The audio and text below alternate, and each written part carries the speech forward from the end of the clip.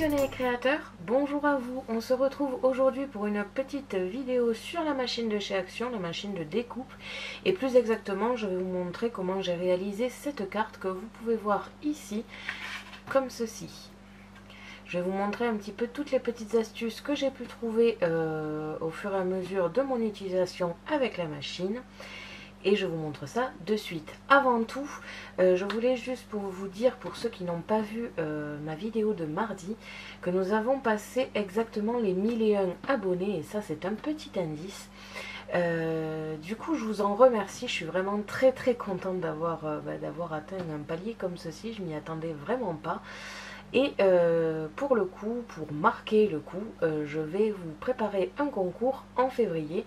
Donc je vous en parle aujourd'hui, mais je ne le lance pas aujourd'hui parce que je n'ai pas encore les lots et que j'aimerais vous les présenter d'abord. Donc ça, c'était la petite parenthèse du début. On va pouvoir se retrouver maintenant pour le tutoriel. Alors pour commencer, j'ai fait le choix d'à peu près tous les die que je vais utiliser, tous les classeurs de gaufrage et tout. Je vous ai pris un petit panel de tout ce qu'on a comme style pour vous montrer un petit peu les astuces qu'il y a avec la machine de chez Action.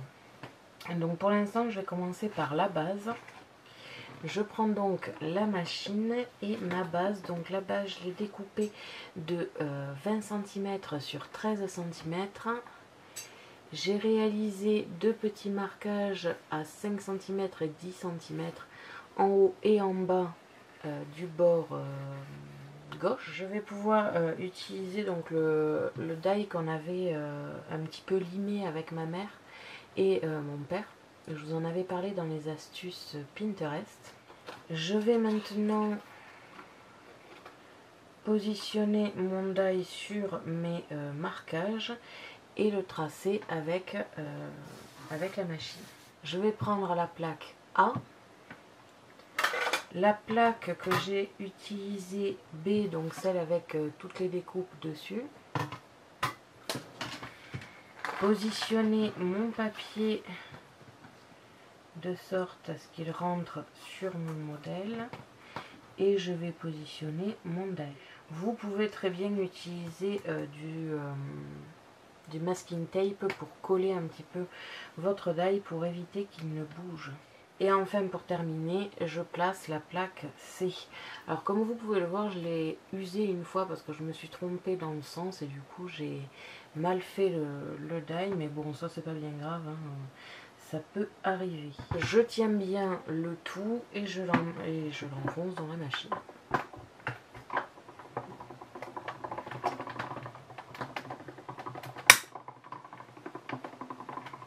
Vous n'êtes pas obligé d'aller jusqu'au bout, vous pouvez très bien faire juste la position du die.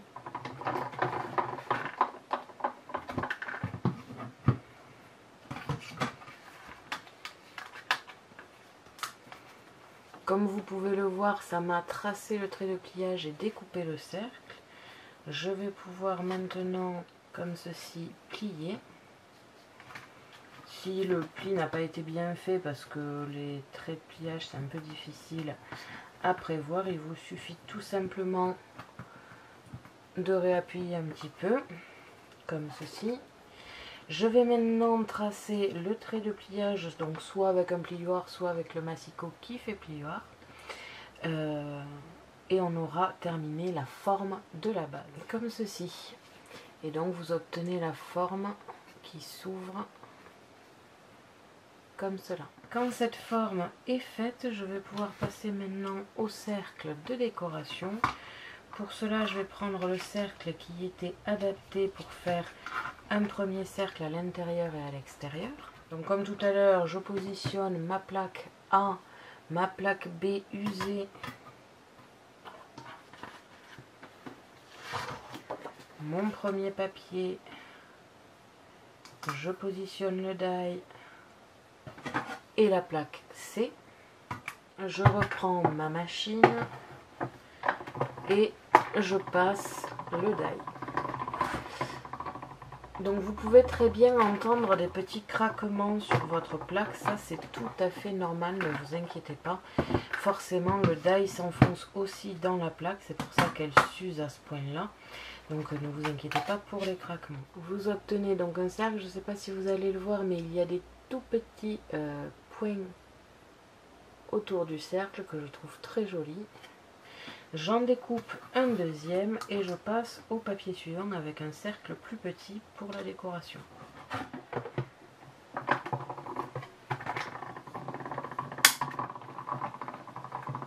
Comme vous venez de l'entendre, le craquement.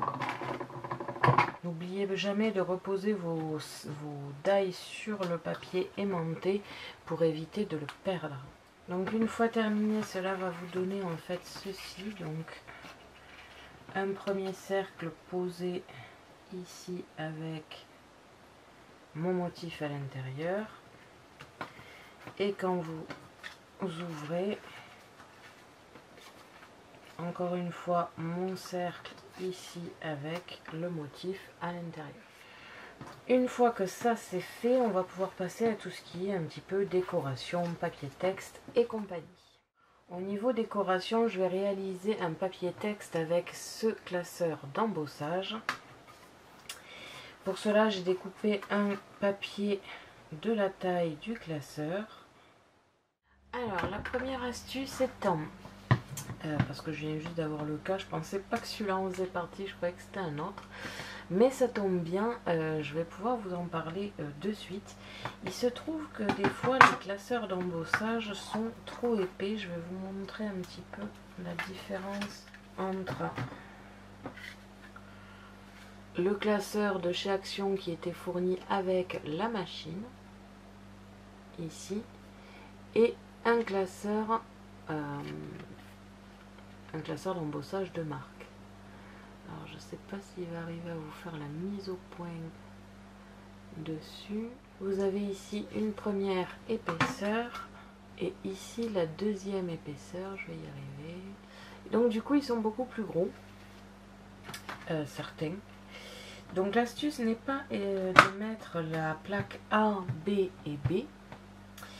L'astuce c'est d'avoir un silicone comme ça de cuisine, vous les avez souvent pour la pâte à sucre et tout, moi d'ailleurs c'était ça que j'avais, et je l'ai découpé en plusieurs car j'en ai eu besoin pour d'autres utilités que celle-là dans la machine de chez Action, je vous en parlerai après d'ailleurs.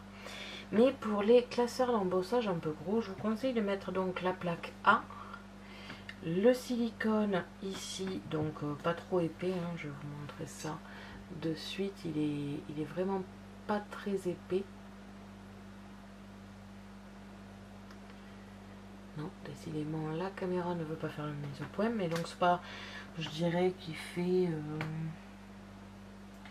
2 mm maximum. Donc je pose ça, je pose mon classeur et enfin la plaque C. Alors c'est un petit peu compliqué, mais c'est les astuces que j'ai trouvées pour que tout fonctionne. Et donc là, comme vous pouvez le voir, il me prend parfaitement mon classeur d'embossage.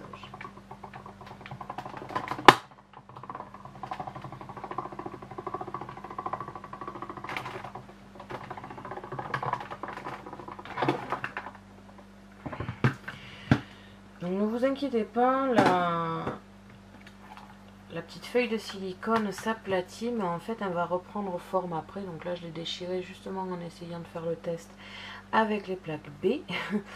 Mais dans l'idée, voilà, ça va vite reprendre sa forme. Alors le papier n'a pas été extrêmement bien choisi, je l'avoue. Mais vous avez ici l'embossage qui est fait. Si jamais vous voulez que ça se voit un petit peu plus, comme moi là par exemple, ça ne se voit pas. Vous pouvez tout simplement mettre un peu de, comme je l'avais déjà expliqué dans une vidéo, on peut mettre un peu d'encre, ce que je vais faire de suite. Vous repositionnez votre feuille correctement, en principe elle s'enfonce toute seule. Vous refermez votre classeur, donc là on refait la même chose, on met le silicone sur la plaque A, le classeur d'embossage et la plaque C. Donc c'est des petites astuces à avoir, mais il faut vraiment les connaître. Vous enfoncez vos plaques. En principe, en un coup, ça suffit. Comme il a déjà été embossé. Et comme vous pouvez le voir, cela m'a parfaitement fait mon petit embossage. Donc là je vais le laisser sécher correctement pour éviter d'en mettre partout. Et ensuite je vais tout simplement découper à la bonne taille déjà de l'embossage, et en plus après je le découperai à la bonne taille ici.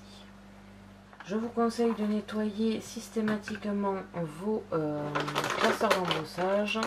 Donc voilà, ça c'était ma première astuce, donc c'est bon à savoir parce que des fois les classeurs sont trop épais, surtout ceux de marque, et du coup vous pouvez vite vous retrouver embêté avec cette machine là. Je passe maintenant à l'embossage avec les petits cercles qui étaient tout simplement vendus avec la machine. Donc là, comme je vous ai dit, ça passe très très bien dans cette machine. Donc on en revient à ce qu'on disait tout à l'heure. Vous devez mettre votre plaque A, une plaque B, votre motif, enfin votre classeur d'embossage et votre papier, et ensuite une seconde plaque B. Et encore une fois, le passer dans la machine.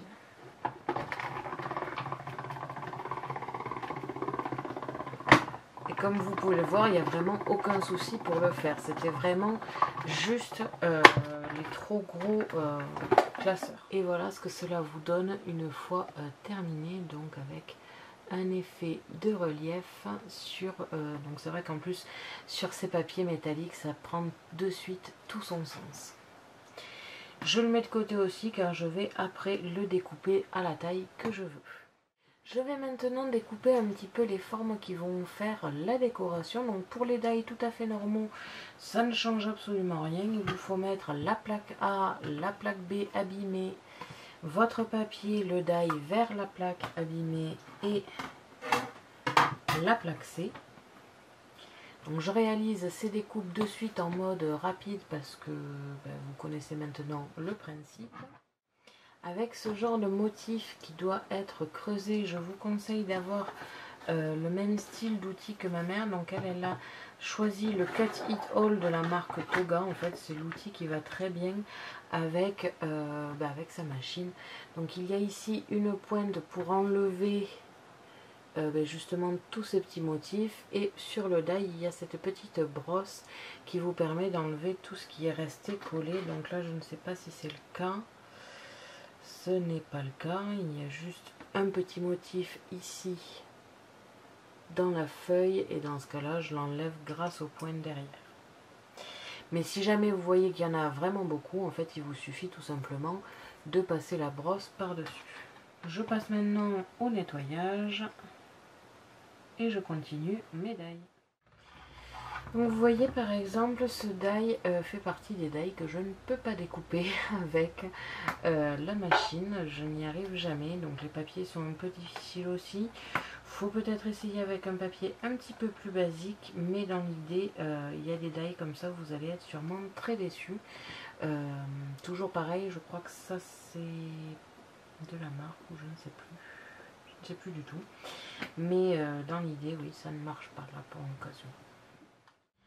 Pour les die qui font aussi l'embossage, en fait vous utilisez la plaque de la feuille de silicone comme ceci.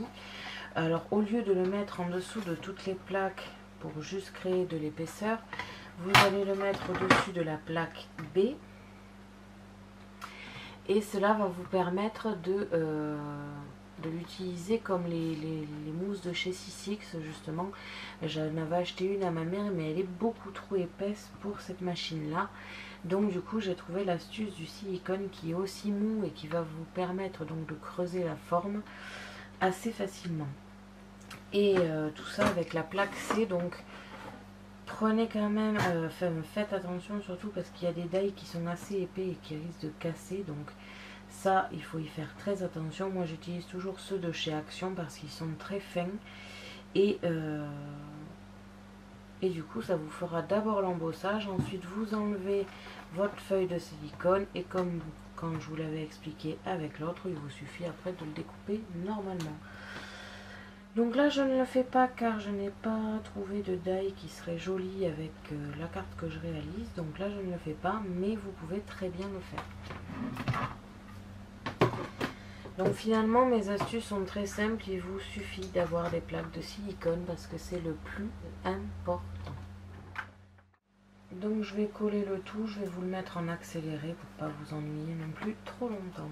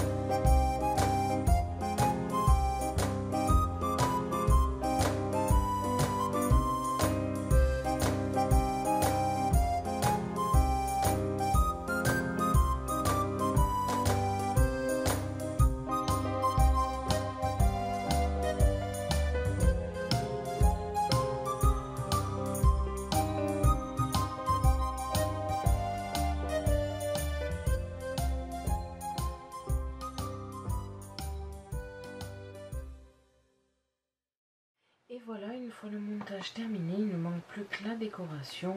Pour le coup, finalement, j'ai pas utilisé le lampadaire parce que je n'ai pas su où le mettre en fait, tout simplement. Donc je l'ai coupé et je vais le garder pour une prochaine fois. Donc au devant, comme vous pouvez le voir, il y a la rose et les cercles avec du relief. Et à l'intérieur, ici, il y a mon petit papier texte avec écrit Joyeux anniversaire. Ça, c'est juste un exemple. Après, vous pouvez écrire un petit texte ici. Et à l'arrière, mon papier avec les ronds embossés. Je réalise la décoration et on se retrouve de suite pour le final.